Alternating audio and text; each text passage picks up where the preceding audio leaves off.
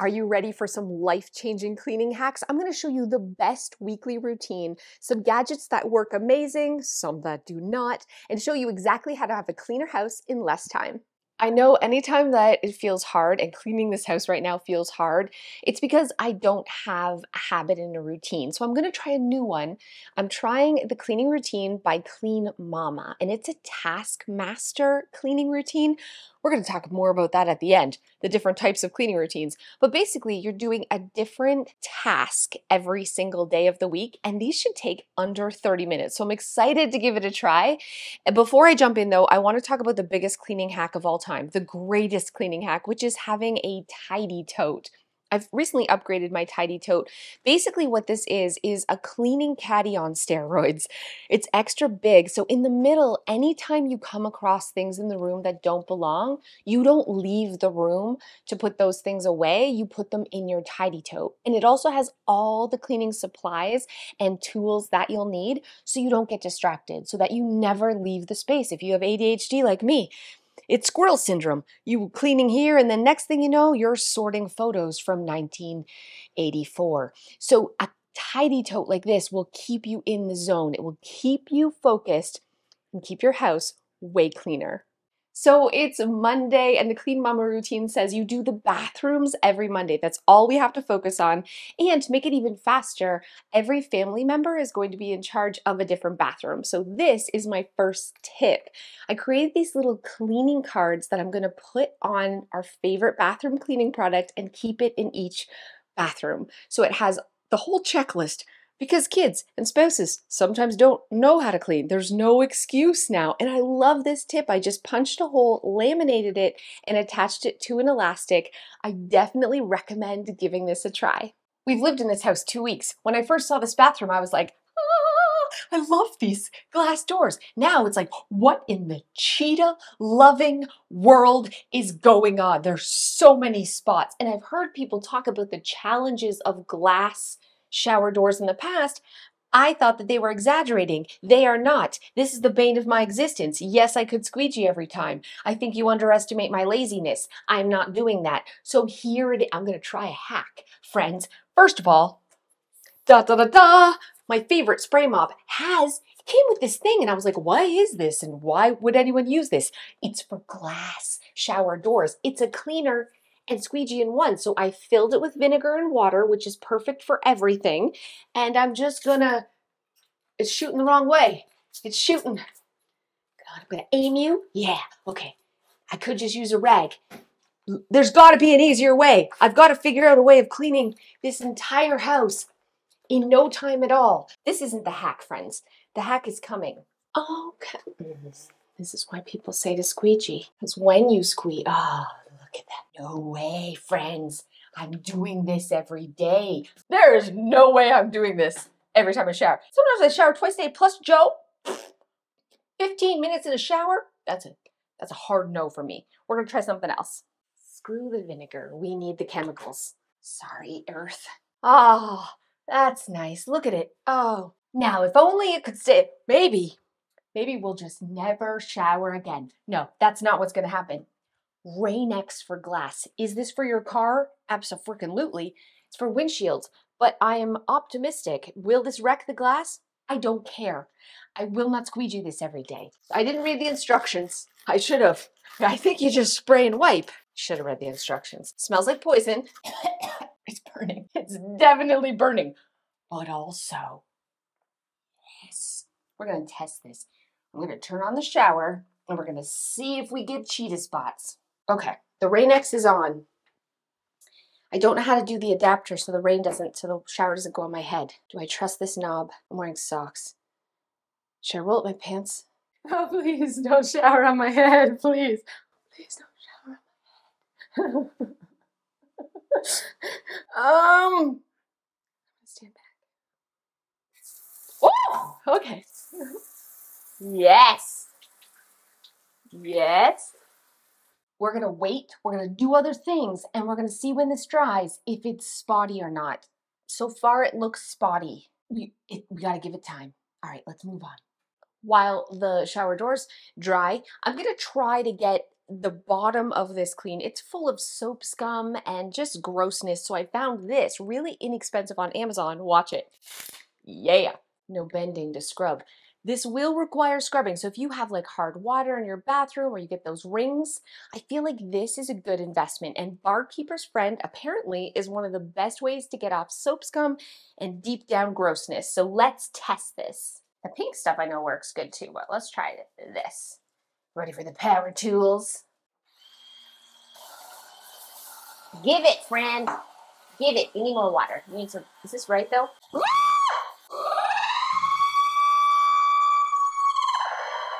Oh my God, I'm soaked. Rain on me. Rain on me. Give me my umbrella, Ella. Look at my face. I poured water on my face. I hate this bathroom. Still dripping. Why is everything so hard? Why can't I just be lazy and have nice things? Is that so much to ask? Freaking soaked. My lungs are burned.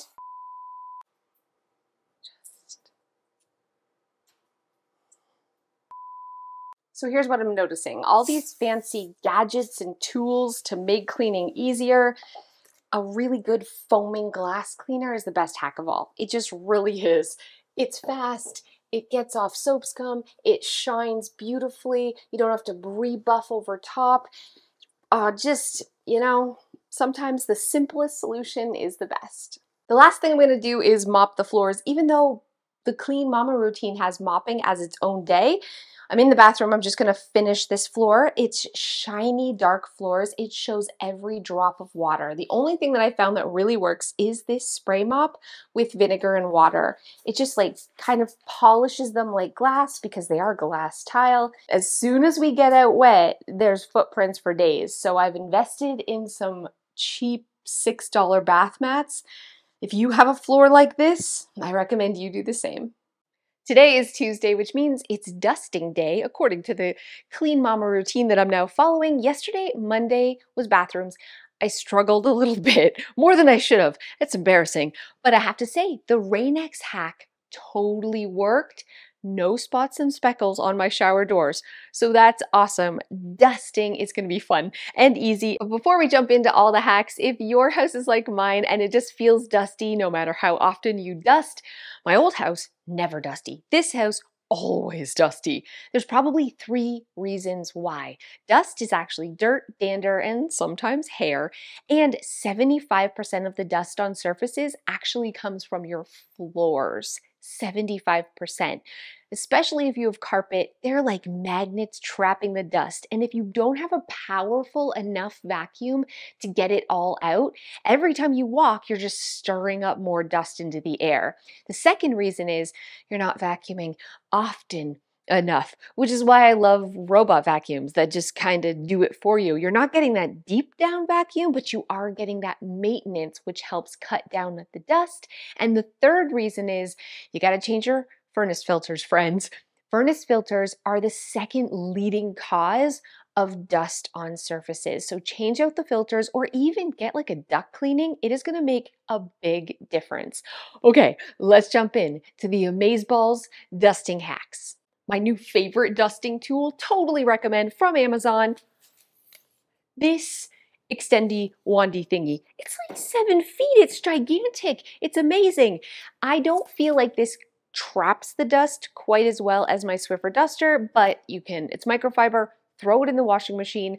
Pretty incredible. There's different attachments for it. And if you have high ceilings, if you have big light fixtures, whatever it is, this is a must. You need this. This is one of the greatest cleaning tools I ever bought.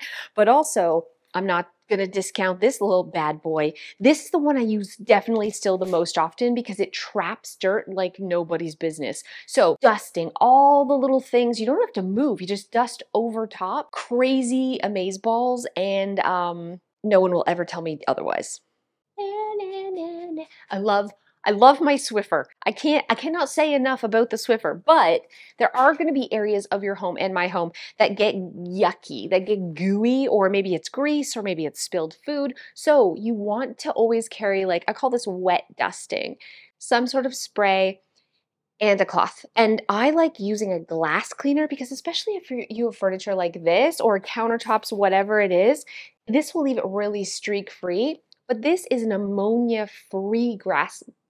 It's not a grass cleaner. It's a glass cleaner. An ammonia-free glass cleaner. It's safe on all surfaces. It's gonna make everything really streak-free. It's gonna get the goo up, especially if you haven't dusted in a long time and it's thick. A Swiffer duster is gonna do nothing. You need a little bit of wetness to make it happen. So I always have a microfiber cloth, use a rag, and a glass cleaner that doesn't have any ammonia in it. It's also perfect, like if you have like a mirror, you're doing all the surfaces. I call this my one product wonder, and I keep this in my tidy tote along with my favorite dusters, and I can dust this entire house in like 15 minutes. I noticed all the blinds in the house are so dusty, and I've dusted them multiple times and they just keep getting dusty. So I'm gonna try this like newfangled thingamabobber. It's a blind cleaner. It was only a couple of bucks, and see if this really works.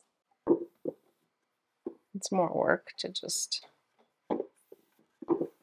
This really works. Okay. Now I wonder though, let's be honest here, if this is gonna work better than just doing this. Like, is this not gonna be a lot faster than the blind tool? Yeah. Okay. Let's work smarter, not harder. While this is a cool fangly gadget, legit, look at all the dust I've already got off. This was brand new. This is seconds. This is minutes. I choose seconds. So what I'm learning here is gadgets are not always the best thing. And I'm sorry, Melissa Maker said not to use this Swiffer duster, but it's pretty incredible and super fast. Here's my thoughts so far. I mean, it's only day 2 with my new routine. As a person with ADHD, I see the appeal of this task mask cleaning. I'm not getting distracted, and everything's gonna be really well dusted because it's the only thing I'm focusing on. So far, loving this routine. It's Wednesday, and Wednesday, part of the Clean Mama routine, you just focus on vacuuming. I'm not a huge lover of vacuuming, but I have some amazing tips that will make it easier. And the first is, I love robot vacuums that do like the maintenance on a daily basis, and then I do a deep down vacuum once a week, really focusing on those high traffic areas like where we're walking, the hallways, especially the kitchen. My kids always have crumbs and everything all over the floor, and the back entranceway, Penny's coming in with muddy paws and leaves and just like so much goo. Our entranceway is the same thing. So giving a deep down vacuum once a week it's pretty fast, but it makes a huge difference and really helps keep down on the dust too. A quick vacuuming hack, if your vacuum ever gets a little smelly, is to vacuum up some scent beads if you have them in the house. Just like vacuum those up really quick. Or if you don't have scent beads, cinnamon. Sprinkle down some cinnamon, vacuum it up. It's going to smell amazing. Or you could add a few drops of essential oil to a cotton ball and put that inside your vacuum. All of these things are going to make the entire house smell amazing every time you vacuum. Thursday is mopping day, which is so fast and easy. It feels kind of weird not to mop immediately after vacuuming, but I'm trying to embrace this new routine because I know it's going to save me time. The biggest time saver when it comes to mopping is investing in a spray mop.